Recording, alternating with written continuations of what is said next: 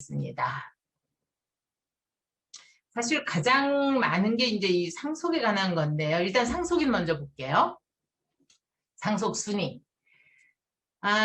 상속 순위는 이제 네 가지로 나눠져 있습니다. 첫째가 피상속인, 돌아가신 분의 직계 비속.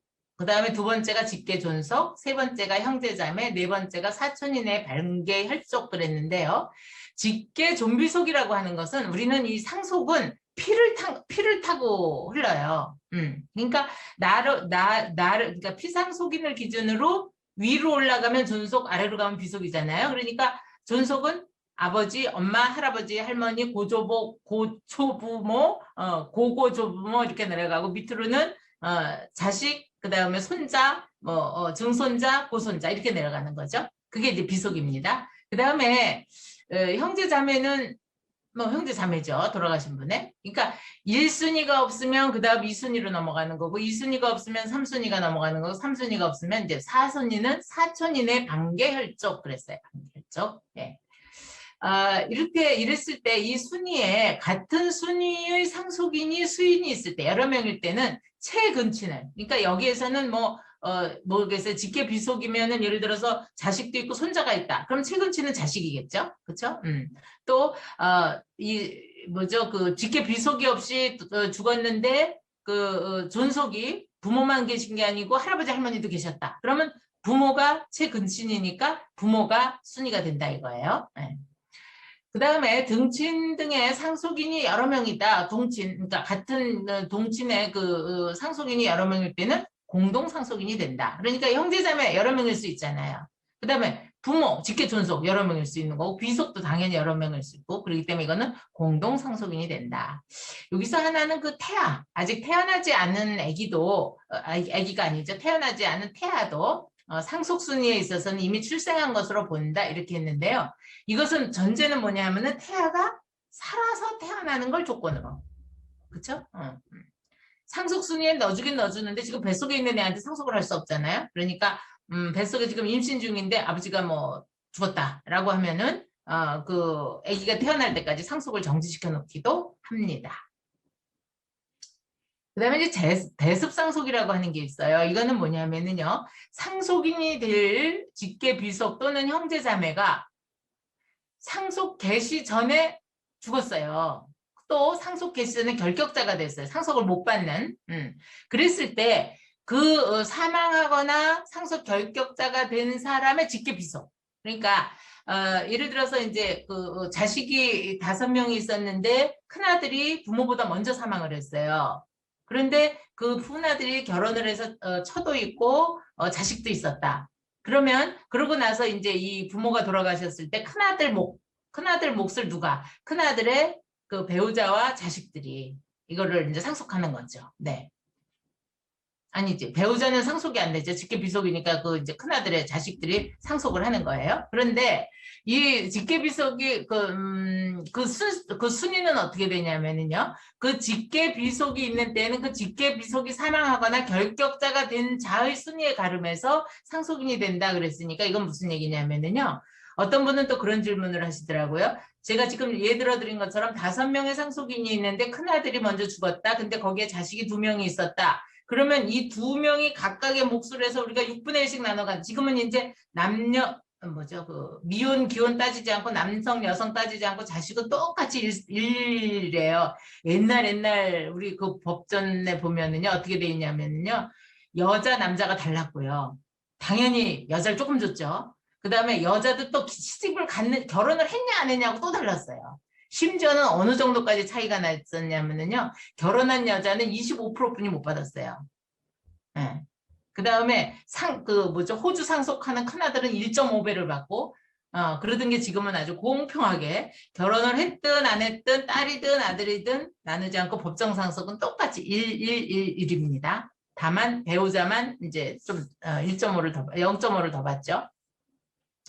그래서 이 대습상속은 먼저 죽은 아들의 목만 대습을 하는 거지. 그 밑에 자식이 둘 있다고 해서 둘이 각각 받고 셋 있다고 셋이 각각 받는 게 아니다. 예를 들어서 5억의 재산을 남기고 그 큰아들이 5억의 재산을 남기고 이제 부모님이 돌아가셨는데 큰아들이 죽었다 그러면 큰아들 몫은 1억이잖아요. 그러니까 그 1억을 갖고 나머지 자식들이 둘이면 5천씩, 셋이면 3분의 1씩 이렇게 논아갖는다 그 말씀이에요. 근데 이 상속순위에 보면 뭐가 빠졌어요? 배우자가 없죠. 왜 배우자가 없겠어요? 제가 아까 상속은 피를 통해서 흐른다 그랬잖아요.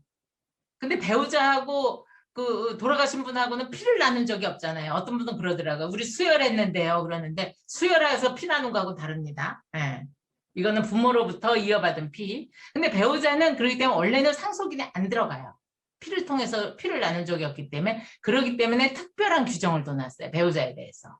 원래 상속순위에는 안 들어가는데 배우자의 상속순위는 뭐라고 규정을 우리 법에서 뒀냐면요. 피상속인의 배우자는 직계비속과 직계존속과 동순위로 공동상속인이 되고 상속인이 없는 때는 단독상속인이 된다 그랬어요. 무슨 말씀이냐면 다시 볼게요. 여기 상속순위에서 1순위가 직계비속이라 그랬잖아요. 그러니까 직계비속이 있으면 이제 아빠가 죽었다 그러고 남편이 죽었다 그러고 이 아내가 누구하고 직계비속 자기 자식들하고 같은 순위가 된다 그 얘기예요.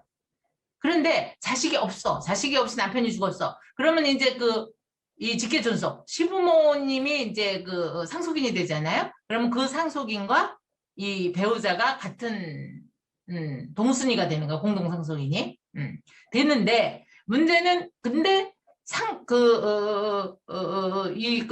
요 직계비속하고 직계존속하고만 논아갖고 만약에 직계비속도 없고 직계존속도 없다. 그러면 그때는 몽땅 배우자 거예요. 그러니까 세 번째 상속인인 형제자매하고도 논아 가져야 되냐 그거 아니고요. 또 사촌인의 반결족하고도 논아 갖는 거 아니고 어떻게 한다? 직계비속하고는 공동상속, 직계존속하고는 공동상속인데 두 상속인들이 다 없다라고 하면 전부 배우자 거지 형제자매들하고 논아 갖는 거 아니다. 이해되시죠? 네. 그 다음에 이제 대습상속의 경우에 상속 개시 전에 사망 또는 결격된 자의 배우자는 대습상속인과 동순위로 공동상속인이 되고 그 상속인이 없을 때는 단독상속이 된다. 이건 아까 그 대습상속에서 좀 설명을 드렸죠. 자, 공동상속인 보시겠습니다. 공동상속인은요, 재산의 공유를 한다. 그래서 상속인이 여러 명인 때에는 상속재산은 그 공유로 해요. 그래서 일단 법정 상속하면 이렇게 지분을 똑같이 이제 논아갔거든요. 이렇게 똑같이 논아갔기 때문에 나중에 무슨 문제가 생겨요? 공유물 분할의 문제가 생기더라. 협의가 안 되면. 그 얘기입니다. 권리의무의 승계입니다. 공동상속인은 각자의 상속분에 응해서 따라서 피상속인의 권리의무를 승계한다. 그랬습니다. 그렇기 때문에 그 각자의 상속분에 따라서 그 피권리자의 권리만 승계하는 게 아니고 의무, 빚까지 승계하는 거예요. 나는 받는 것만 받고 빚은 안 받을래. 이거 안 된다는 거죠. 네. 그 다음에 이제 특별 수익자가 있어요. 이거는 뭐냐면요. 공동상속인 중에서 피상속인으로부터 재산을 증여받거나 유증을 받은 자가 있는 경우에 그때는 어떻게 해요? 그 수중재산, 그 받은 재산이 자기의 상속분에 달하지 못한 때에는 그 부족분의 한도 내에서만 상속분이 있다. 그런 겁니다. 이미 받은 게 있을 때는. 그 다음에 이제 또 많이 다툼이 있는 게 이 기여분 제도입니다. 기여분 제도는요, 그 대상을 먼저 보겠습니다. 공동상속인 중에서 상당한 기간 여기서 이제 동거라고 하는 건 피상속인과 동거했다는 얘기겠죠. 돌아가신 분과 동거하거나 간호하거나 그 밖의 방법으로 피상속인을 특별히 부양하거나 피상속인의 재산의 유지나 증가에 특별히 기여한 자가 있을 때 상속 개시 당시에 피상속인의 재산 가액에서 공동상속인의 협의로 정한 그자의 기여분을 공제한 것을 상속재산으로 산정한 상속분의 기여분을 가산액으로 해서 그자의 상속분으로 한다. 말이 어렵죠. 제가 쉽게 알려드릴게요. 예를 들어서 돌아가시는 분이 1억 재산을 남겼어요. 그런데 그 돌아가신 분을 함께 모시고 살면서 부양하고 편찮으실 때 병간호도 해주고 이렇게 특별히 부양을 해서 큰아들이 부양을 했어요. 형제가 5이에요. 그러면 2천만 원씩 가져야 되는데 그 형이 이제 그렇게 부모님을 모셨다. 그래서 법원에다가 기여분 청구를 해서 법원에서 맞다. 형이 이렇게 그 엄마 혹은 아버지를 이렇게 동거하면서 간호하고 부양하고 이렇게 했다면 그 기여분을 예를 들어서 우리가 50%는 인정을 해줘야 되지 않겠냐. 라고 하면은 1억 재산에서 50% 5천만 원을 먼저 떼어서 주는 거예요. 큰아들에게. 그러면 이제 나머지 5천만 원 갖고 어떻게 다시 5명이 나누는 거예요. 그게 기여분 제도예요. 여기 여러 가지 말이 써 있는데 결론은 그겁니다. 그다음에 이제 기여분의 협의인데요. 원칙적으로 기여분은 뭐예요? 상속재산이니까 상속인들끼리 좀 사이좋게 이렇게 협의를 해라 그랬는데 협의가 잘 안 되죠. 네. 그런데 협의가 되지 아니하거나 협의를 할 수 없을 때는 어떻게 해요? 가정법원이 기여자의 청구에 의해서 기여의 시기, 방법, 정도와 상속재산의 액, 기타 사정을 참작해서 기여분을 정한다. 정말 기여분 소송할 때 보면 굉장히 치열합니다. 네. 그다음에 이제 기여분의 가액은요. 상속이 개시된 때 피상속인의 재산의 가액에서 유증의 가액을 공제한 액을 넘지 못한다. 그러니까 기여분을 뭐 그 유증까지 다 뺏어갖고 그거보다 더 많은 것을 오히려 논아줘라 이렇게는 안 된다는 거죠. 네. 그다음에 상속분 보시겠습니다. 법정 상속분입니다.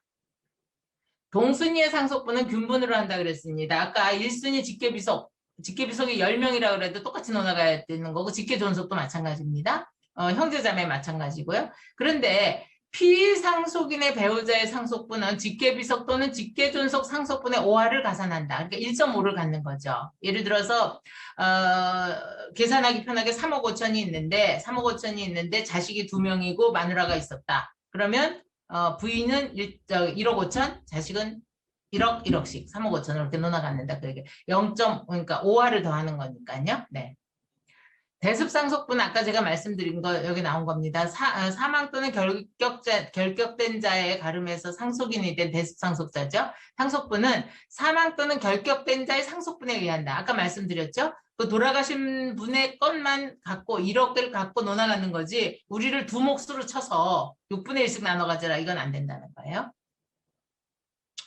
사망 또는 결격된 자의 직계비속이 여러 명일 때는 그 상속분은 사망 또는 결격된 자의 상속분의 한도 내에서 법정 상속분의 규정에 따라 정한다. 네, 이것도 말씀드렸습니다. 공동상속분의 양수인데요. 공동상속인 중에서 자기 상속분을 또 다른 사람에게 이렇게 처분하는 경우가 있어요. 그랬을 때 그 다른 공동상속인은 그 처분한 상속인의 그 가액과 양도 비용을 다 물어주고 그 상속분을 이렇게 같이 사올 수 있다. 양수할 수 있다. 그 다음에 이 권리는 그렇게 공동상속인 중에 자기 상속분을 처분한 사유를 안 날로부터 3개월 그 사유가 있은 날로부터 1년 이내에 행사해야 되지 그 이후에는 안 된다 하는 겁니다. 예를 들어서 공동상속인 중에 공동상속 재산이 정말 이 뭐 아버지 엄마의 유언이라든가 이런 거에서 꼭 지켜야 될 집인데 그 자기 집을 다른 사람한테 판 거예요. 남에게 자기 지분을 그러면 이게 다른 사람이 아버지 엄마가 그렇게 지키고 싶어 했던 그 집에 지분을 갖고 들어오는 거잖아요. 그런 경우에는 다른 상속인들이 그 돈을 다 상환해주고 그걸 양수할 수 있다는 겁니다. 네, 이제 마무리가 거의 돼가는데요. 상속재산 분할입니다. 유언에 의한 분할. 피상속인은 유언으로 상속재산 분할을 정하거나 이것을 정할 수 없을 때는 제3자에게 이것 분할 방법을 우리 애들 싸우지 않게 해달라 위탁할 수도 있고요. 상속 개시한 날로부터 내가 죽은 날로부터 5년을 초과하지 않는 범위 내에서는 분할을 금지할 수도 있어요. 돌아가시는 분이. 너네들이 4년 동안은 5년 하루 전까지는 내 재산을 누나같이 마라 이렇게 금할 수 있다는 겁니다. 그 다음에 이제 협의에 의한 분할, 유언에 의한 분할 외에는 공동상속인은 언제든지 협의에 의해서 재산을 분할할 수 있습니다. 그 다음에 분할 후에 피인지자가 있어요. 이럴 경우에 이때는 그 청구권을 행사하니까 상속이 개시된 후 상속은 언제 개시돼요? 돌아가시는 분이 돌아가셨을 그 순간에 개시되는 겁니다. 그러고 나서 이제 요새 재벌들 보면 이런 거 많잖아요. 돌아가시고 나니까 애가 막 나타나 여기저기서. 그래갖고 이제 인지 청구가 되는 거죠. 그 다음에 또 재판을 받아갖고 인지되거나 혹은 재판 내 확정으로 공동상속인이 막 나타나는 거예요. 그랬을 때 상속재산의 분할을 청구하는 경우 다른 공동상속인이 이미 분할을 하거나 기타 처분을 한 때는 그 상속분에 상당한 그 돈으로 그거를 청구할 수 있다. 인지되거나 이런 사람들이. 신경을 많이 쓰셔야 되는 것 중에 하나가 이 상속의 승인 포기가 있습니다. 상속 승인 포기는요, 대개는 이제, 일단은 이 상속을 그걸 했는데 내가 예를 들어서 우리 아버지가 나한테 남겨준 재산이 하나도 없다. 빚만 있다. 내가 이거 재산 이거 건드렸다가는 큰일 나겠다. 라고 했을 때는 그런 생각이 들면 일체 이 상속재산에 손을 안 대야 돼요. 예를 들어서 상속재산 중에 예를 들어서 이 정도는 괜찮겠지. 그리고 돌아가시고 나서 아버지 그 통장에 있던 몇십만 원이라도 빼서 쓰면은 그 순간에 단순 승인이 돼서 포기를 못 해요. 요거는 꼭 얘기를 해주세요. 그러니까 아까 어떤 선생님이 뭐 이렇게 이렇게 뭐죠? 이렇게 딱한 가정들이 있다 보니까 어떻게 그 통장에 몇십만 원 있는 것도 아깝단 말이에요. 그러니까 그걸 찾아갖고 뭐를 했다라고 하는 순간 단순 승인이 돼서 포기를 할 수 없다 하는 건 꼭 좀 알려주세요. 그래서 이 승인하고 포기는요, 상속 개시가 있음을 안 날로부터 3개월 이내에 단순 승인이나 한정 승인 또는 포기를 할 수 있다 그랬어요. 그러니까 이게 무슨 얘기냐면요, 그러니까 돌아가셨다 하는 걸 안 날로부터 단순 승인은 그냥 채권 채무를 다 승계하는 거예요. 그게 단순 승인입니다. 한정 승인은 뭐냐면요, 내가 상속받은 재산의 범위 내에서만 아버지 빚을, 엄마 빚을 갚겠다. 이게 한정 승인이에요. 그러니까 내가 한정 승인을 하게 되면 빚이 더 많아도, 받은 상속 재산보다 빚이 더 많아도 그 재산의 범위 내에서만 할 수 있기 때문에 좀 안전하죠. 그러니까 이게 빚이 더 많은지 재산이 더 많은지 모르는데 이거 그냥 포기하면 하나도 없이 다 날아가는 거니까 이럴 땐 한정 승인을 하는 게 안전하겠죠. 그러나 이 기간은 이해관계인 또는 검사의 청구로 가정법원에 이걸 연장할 수 있다. 이게 너무 복잡해서 모르겠어. 그럴 때는 시간을 벌어서 추려갖고 이걸 어떤 게 더 많은지, 이게 포기가 하는 게 더 나을지 한정 승인을 하는 게 더 나을지 이거를 계산할 수 있다고 하는데, 여기서 이제 조심하셔야 될 게 뭐냐면은요, 1순위 상속인들이, 그러니까 직계비속들이 아버지가 아무래도 이거는 자기 빚이 더 많아, 우리 상속 포기할 거야. 그러면 이제 이 직계비속들은 편한 거예요. 그러니까 상속 포기를 다 해버려요. 5명이 다 포기를 해주면 자기들은 편해, 포기를 했으니까. 그런데 문제는 포기를 하면 그 상속순위가 어떻게 돼요? 2순위, 3순위, 4순위로 내려가요. 그러니까 그 빚이, 돌아가신 분의 빚이 직계비속들이 포기하면 직계존속으로 가. 근데 직계존속이 또 사망해서 없어. 그러면 형제자매한테 이게 가는 거고, 형제자매가 또 어떻게 알았어? 그래서 포기하잖아요? 그러면 그게 누구한테? 이 사촌 이내 반계 혈족까지 뜬금없는 빚을 갚으라고 날라와요. 그러니까 내가 포기하는 건 좋은데 주변에 내 가족들을 괴롭히게 되는 거예요. 그래서 이럴 때는 어떤 방법을 쓰는 게 제일 안전하냐면은요, 예를 들어 형제가 5명인데 아버지 빚이 더 많은 것 같아, 뻔하게. 그러면은 내 형제는 상속 포기를 하고, 그럼 포기는 상속인이 안 되기 때문에 1명 남잖아요. 그 1명 남은 사람이 한정 승인을 하면, 한정 승인을 하면 자기는 어떻게 해요? 이 아버지가 재산을 남겨준 범위 내에서만 자기가 책임을 지면 되니까 여기서 끝나요. 이게 뭐 2순위, 3순위를 안 넘어가거든요. 그런데 이거를 몰라서 그냥 우리 얼른 포기해야 돼, 그리고 쫙 포기했다가 다른 가족들, 그러니까 삼촌, 뭐 이모, 고모를 괴롭히는 이런 분들을 봤어요. 그래서 요거는 꼭 알려주세요. 포기할 때는 형제가 열어주면 다 포기하지 말고 한 사람만 한정 승인을 하고 나머지만 포기해라.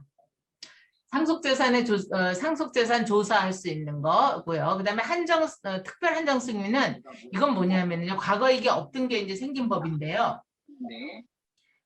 내가 돌아가신 상속인이 빚이 있는지 없는지를 몰라요. 이것과 음소거 좀 해주세요. 음소거 해제된 분 음소거 좀 해주세요. 네. 상속인이 상속 채무가 상속을 초과한 사실을 자기의 중대한 과실 없이 포기 또는 한정 승인 기간 내, 그러니까 3개월 이내 알지 못했는데 어느 날 갑자기 빚이 있다고 온 거예요. 그랬는데 이럴 때는 이제 단순 승인을 했다 하더라도 그 사실을 안 날로부터 3개월 이내에 한정 승인을 할 수 있다. 네.